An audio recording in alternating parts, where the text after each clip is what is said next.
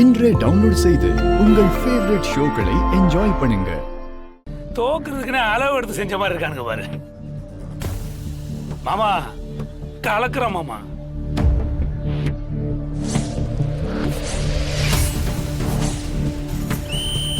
இடுங்கயா, நல்லா இழுங்கப்பா. ஏய் இழுங்க. ஒரு சைடு போடுங்க, போடுங்க, நல்லா இழுங்க. அப்படிதான் அப்படிதான். ஏய் இழுங்க இழுங்க.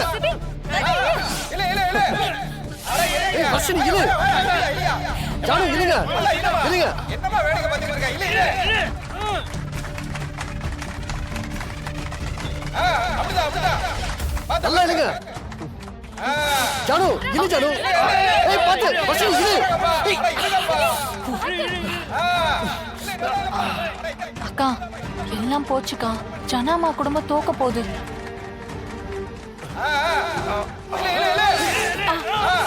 சிபி இழு இழு விட்டுறாத.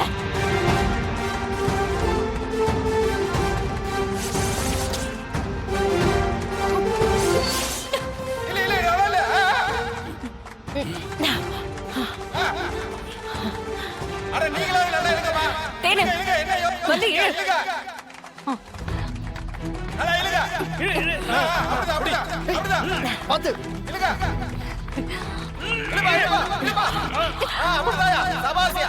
இல்லையா? ஆமா இழு மாமா. வாயா வாயா வாயா. இழுமா இழுமா. நல்லா இழுமா. இழுங்க இழுங்க. நல்லா இழுங்க. அப்படிதான் அப்படிதான். வாயா வாயா வாயா வாயா வாயா. இல்லையா இல்லையா நல்லா இல்லையா?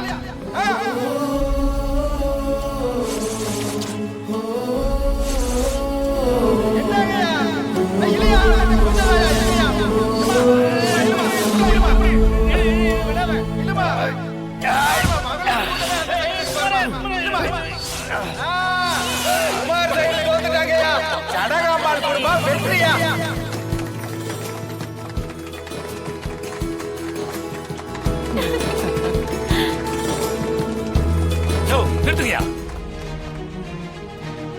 ஓ என்ன இது அநியாயமா இருக்கு? ரெண்டு குடும்பத்துக்குள்ள போட்டினா ரெண்டு குடும்பம் மட்டும் தான் கலந்துக்கணும். நடுவுல போற வரவங்க எல்லாம் கலந்துக்கிட்டு என்ன ஃப்ராட் பண்ணி ஜெயிக்கலாம்னு பாக்குறீங்களா? அதானே இந்த போட்டியே குமார் குடும்பத்துக்கும் ஜனா குடும்பத்துக்கும் தான். நடுவுல அந்த புள்ள யாரையா?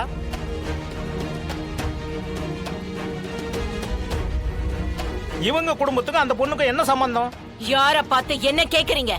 யாரு யாரு வேற குடும்பம்?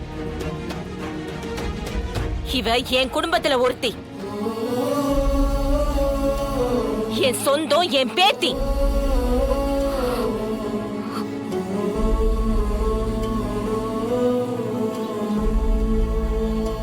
போட்டியில தோத்தா நாகரிகமா ஜெயிச்சவங்களுக்கு கை கொடுத்துட்டு போயிட்டே இருக்கணும்.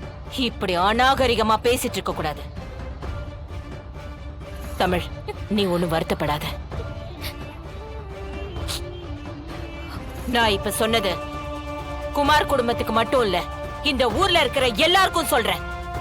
தமிழ் என் குடும்பத்தை சேர்ந்த பொண்ணு. என்